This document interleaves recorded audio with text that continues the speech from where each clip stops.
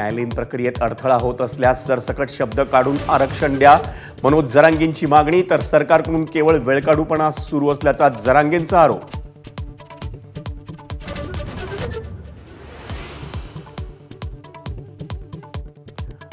उद्यापासून पाणीही न पिता आणखी कडक उपोषण करणार मनोज जरांगेंचा निर्धार. तर मुंबईत ठिकठिकाणी मराठा आंदोलकांची प्रचंड गर्दी.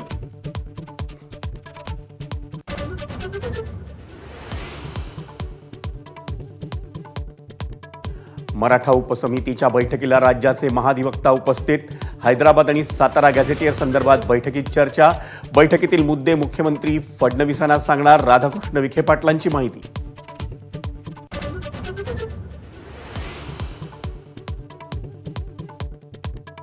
मनोज जरांगेंच्या भेटीनंतर सुप्रिया सुळेंना मराठा आंदोलकांचा घेराव. शरद पवारांनीच मराठ्यांचं वाटोळं केलं, सुप्रिया सुळेंसमोर आंदोलकांची घोषणाबाजी.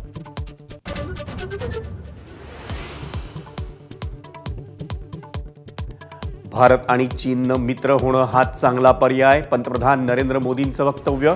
परस्पर विश्वासावर आधारित मैत्रीचा मोदींचा प्रस्ताव.